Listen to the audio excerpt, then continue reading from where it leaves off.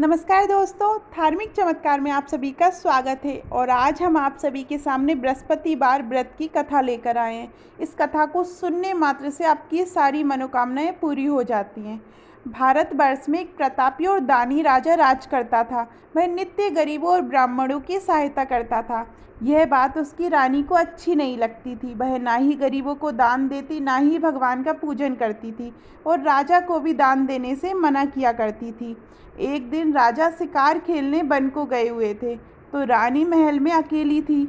उसी समय बृहस्पति देव साधु वेश में राजा के महल में भिक्षा के लिए गए और भिक्षा मांगी। रानी ने भिक्षा देने से इनकार किया और कहा, हे साधु महाराज, मैं तो दान पुण्य से तंग आ गई हूँ। मेरा पति सारा धन लुटाते रहते हैं। मेरी इच्छा है कि हमारा धन नष्ट हो जाए, फिर ना रहेगा बांस, ना बजेगी बांसुरी। साधु ने कहा, देवी तुम तो बड़ी विचित्र हो। धन संतान तो सभी चाहते हैं, पुत्र और लक्ष्मी तो पापी के घर भी होने चाहिए। यदि तुम्हारे पास अधिक धन है तो भूखों को भोजन दो, प्यासों के लिए प्याऊ बनवाओ, मुसाफिरों के लिए धर्मशालाएं खुलवाओ। जो निर्धन अपनी कुंवारी कन्याओं का विवाह नहीं कर सकते, उनका विवाह करा दो। ऐसे और कई काम हैं जिनके करने से तुम्हारा यश लोक परलोक में फैलेगा। परंतु रानी पर उपदेश का कोई प्रभाव ना पड़ा। वह बोली, महाराज आप मुझे कुछ ना समझाएं, मैं ऐसा धन नहीं चाहती जो हर जगह बांटती फिरूं। साधु ने उत्तर दिया, यदि तुम्हारी ऐसी इच्छा है तो तथास्तु।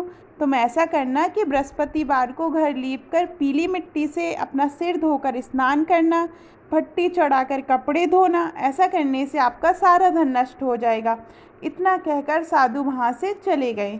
साधु के अनुसार कही बातों को पूरा करते हुए रानी को केवल 3 बृहस्पतिवार ही बीते थे कि उसकी समस्त धन संपत्ति नष्ट हो गई। भोजन के लिए राजा का परिवार तरसने लगा। तब एक दिन राजा ने रानी से बोला कि हे रानी, तुम यहीं रहो, मैं दूसरे देश को जाता हूँ, क्योंकि यहाँ पर सभी लोग मुझे जानते हैं, इसलिए मैं कोई छोटा कार्य नहीं कर सकता। ऐसा कहकर राजा परदेश चला गया। वहाँ वह जंगल से लकड़ी काट कर लाता और शहर में बेचता। इस तरह वह अपना जीवन व्यतीत करने लगा। इधर राजा के परदेश जाते ही रानी और दासी दुखी रहने लगी। एक बार जब रानी और दासी को 7 दिन तक बिना भोजन के रहना पड़ा, तब रानी ने अपनी दासी से कहा, हे दासी, पास ही के नगर में मेरी बहन रहती है, वह बड़ी धनवान है, तू उसके पास जा और कुछ ले आ, ताकि थोड़ी बहुत गुजर बसर हो जाए। दासी रानी के बहन के पास गई। उस दिन गुरुवार था और रानी की बहन उस समय बृहस्पतिवार व्रत की कथा सुन रही थी। दासी ने रानी के बहन को अपनी रानी का संदेश दिया, लेकिन रानी की बड़ी बहन ने कोई उत्तर नहीं दिया। जब दासी को रानी की बहन से कोई उत्तर नहीं मिला तो वह बहुत दुखी हुई और उसे क्रोध भी आया। दासी ने वापस आकर रानी को सारी बात बता दी। सुनकर रानी ने अपने भाग को कोसा। उधर रानी की बहन ने सोचा कि मेरी बहन की दासी आई थी, परंतु मैं उससे नहीं मिल पाई, इससे वह बहुत दुखी हुई। कथा सुनकर वो पूजन समाप्त करके वह अपनी बहन के घर आई और कहने लगी, बहन, मैं बृहस्पतिवार का व्रत कर रही थी। तुम्हारी दासी मेरे घर आई थी, परंतु जब तक कथा होती है तब तक ना उठते हैं ना ही बोलते हैं, इसलिए मैं नहीं बोली। कहो दासी, क्यों गई थी? रानी बोली, बहन, तुमसे क्या छिपाऊं, हमारे घर में खाने तक को अनाज नहीं है। ऐसा कहते कहते रानी की आंखें भर आईं। उसने दासी समेत पिछले 7 दिनों से भूखे रहने तक की बात अपनी बहन को विस्तार पूर्वक सुना दी। रानी की बहन बोली, देखो बहन, भगवान बृहस्पति देव सबकी मनोकामना को पूर्ण करते हैं। देखो, शायद तुम्हारे घर में अनाज रखा हो। पहले तो रानी को विश्वास नहीं हुआ, पर बहन के आग्रह करने पर उसने अपनी दासी को अंदर भेजा तो उसे सचमुच अनाज से भरा एक घड़ा मिल गया। यह देखकर दासी को बड़ी हैरानी हुई। दासी रानी से कहने लगी, हे रानी, जब हमको भोजन नहीं मिलता तो हम व्रत ही तो करते हैं, इसलिए क्यों ना इनसे व्रत और कथा की विधि पूछ ली जाए, ताकि हम भी व्रत कर सके। तब रानी ने अपनी बहन से बृहस्पतिवार व्रत के बारे में पूछा। उसकी बहन ने बताया, बृहस्पतिवार के व्रत में चने की दाल और मुनक्का से विष्णु भगवान का केले की जड़ में पूजन करें तथा दीपक जलाएं, व्रत कथा सुने और पीला भोजन ही करें। इससे बृहस्पति देव प्रसन्न होते हैं। और व्रत और पूजन विधि बताकर रानी की बहन अपने घर को लौट गई। 7 दिन के बाद जब गुरुवार आया तो रानी और दासी ने व्रत रखा। घुड़साल में जाकर चना और गुड़ लेकर आए। फिर उससे केले की जड़ तथा विष्णु भगवान का पूजन किया। अब पीला भोजन कहाँ से लाएं, इस बात को लेकर दोनों बहुत दुखी थे। चूँकि उन्होंने व्रत रखा था इसलिए बृहस्पति देव उनसे प्रसन्न थे, इसलिए वे एक साधारण व्यक्ति का रूप धारण कर 2 थालों में सुंदर पीला भोजन दासी को दे गए। भोजन पाकर दासी प्रसन्न हुई और फिर रानी के साथ मिलकर भोजन ग्रहण किया। उसके बाद वे सभी गुरुवार को व्रत और पूजन करने लगी। बृहस्पति देव भगवान की कृपा से उनके पास फिर से धन संपत्ति आ गई, परंतु रानी फिर से पहले की तरह आलस करने लगी।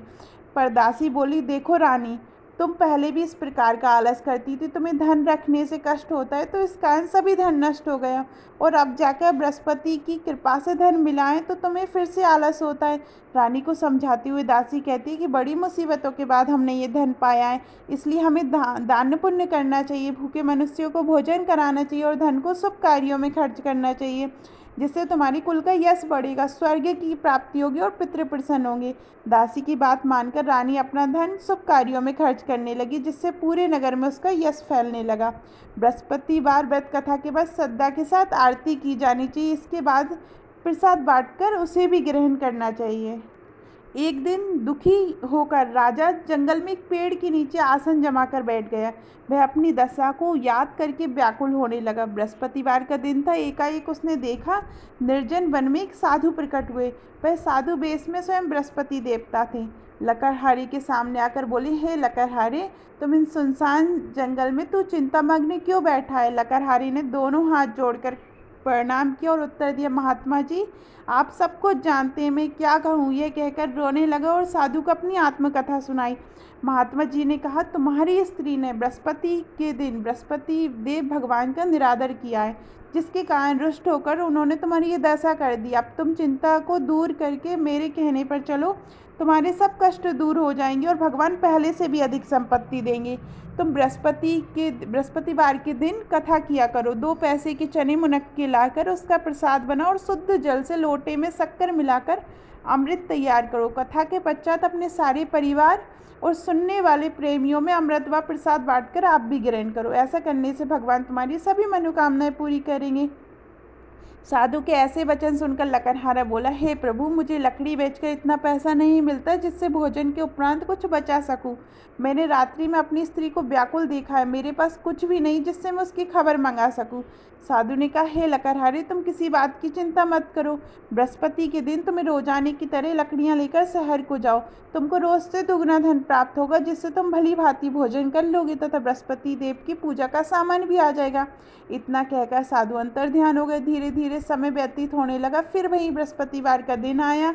लकड़हारा जंगल से लकड़ी काटकर किसी शहर में बेचने लगा। उसी दिन से उसे अधिक पैसा मिला। राजा ने चना गुड़ आदि लाकर गुरुवार का व्रत किया। उस दिन से उसके सभी क्लेश दूर हुए। परंतु जब दूसरा गुरुवार का दिन आया तो बृहस्पतिवार का व्रत करना भूल गए। इस कारण बृहस्पति देव भगवान नाराज हो गए। उस दिन उस नगर के राजा ने विशाल यज्ञ का आयोजन किया तथा शहर में ही घोषणा करा दी कि कोई भी मनुष्य अपने घर में भोजन ना बनावे, ना आग जलावे, समस्त जनता मेरे यहाँ भोजन करने आवे। इस आज्ञा को जो ना मानेगा उसे फांसी की सजा दी जाएगी। राजा की आज्ञा अनुसार शहर के सभी लोग भोजन करने गए, लेकिन लकड़हारा कुछ देर से पहुंचा, इसलिए राजा को उसको अपने साथ घर ले आए और ले जाकर भोजन करा रहे थे तो रानी की दृष्टि उस खूंटी पर पड़ी जिस पर उसका हार लटका हुआ था। वह वहाँ पर दिखाई नहीं दिया। रानी ने निश्चय किया कि मेरा हार इस मनुष्य ने चुरा लिया। उसी समय सिपाहियों को बुलाकर उसको कारागार में डाल दिया। जब लकड़हारा कारागार में पड़ गया और बहुत दुखी होकर विचार करने लगा कि ना जाने कौन से पूर्व जन्म के कर्म से मुझे दुख प्राप्त हुआ है, और उसी साधु को याद करने लगा जो कि जंगल में मिला था।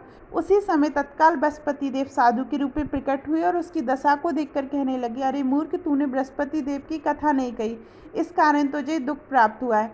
अब तू चिंता मत कर। बृहस्पतिवार के दिन कारागार के दरवाजे पर तुझे 4 पैसे पड़े मिलेंगे। उनसे तू बृहस्पति देव की पूजा करना, तेरे सभी कष्ट दूर हो जाएंगे। बृहस्पतिवार के दिन उसे 4 पैसे मिले। लकड़हारे ने कहा, कहीं उसी रात्रि को बृहस्पति देव ने उस नगर के राजा को सपने में कहा, हे राजा, तुमने जिस आदमी को कारागार में बंद किया है वह निर्दोष है, वह राजा है, उसे छोड़ देना। रानी का हार उसी खूंटी पर लटका है, अगर तू ऐसा नहीं करेगा तो मैं तेरे राज को नष्ट कर दूंगा। इस तरह रात्रि के स्वप्न को देखकर राजा प्रातःकाल उठा और खूंटी पर हार देखकर लकड़हारे को बुलाकर क्षमा मांगी तथा लकड़हारे को योग सुंदर वस्त्र आभूषण देकर विदा कर दिया। बृहस्पति देव की आज्ञा अनुसार लकड़हारा अपने नगर को चल दिया। राजा जब अपने नगर के निकट पहुंचा तो उसे बड़ा आश्चर्य हुआ। नगर में पहले से अधिक बाग, तालाब, कुएं तथा बहुत सी धर्मशाला, मंदिर आदि बन गई थी। राजा ने पूछा, ये किसका बाग और धर्मशाला है? तब नगर के सब लोग कहने लगे, ये सब रानी और उसकी दासी के हैं। तो राजा को आश्चर्य हुआ और गुस्सा भी आया।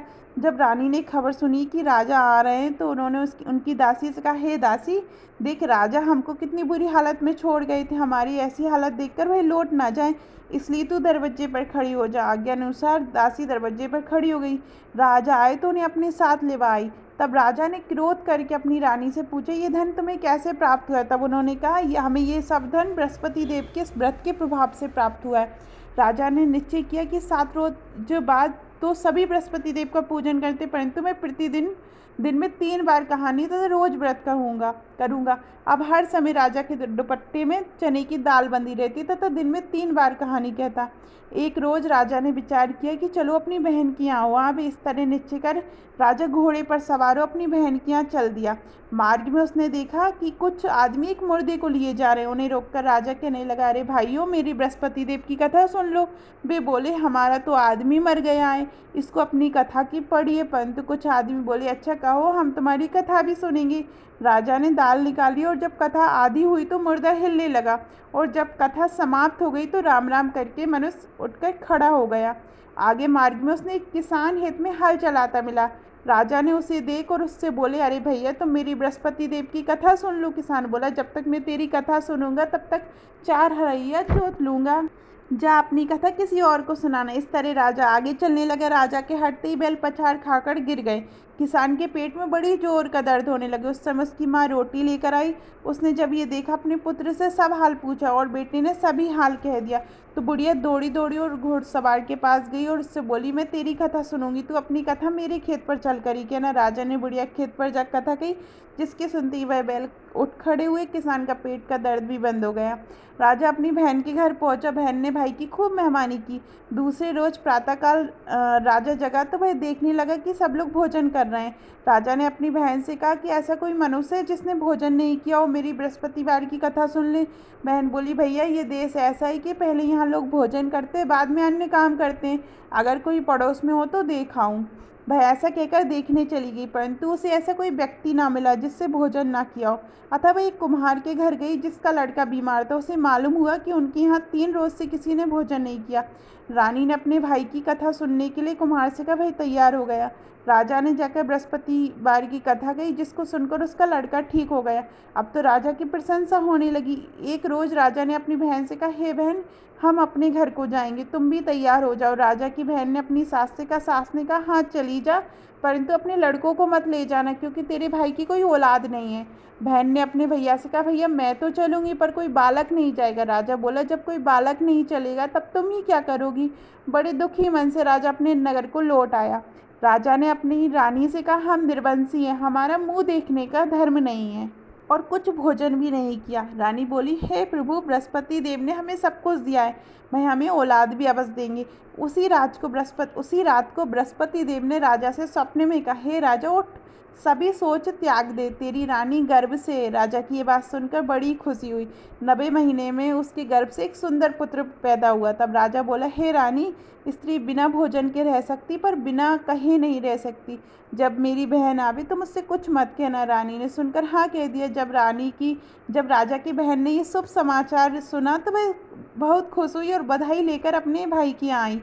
तभी रानी ने कहा, घोड़ा चढ़कर तो नहीं आई, गधा चढ़ी आई। राजा की बहन बोली, भाभी, मैं इस प्रकार ना कहती, तुम्हें औलाद कैसे मिलती?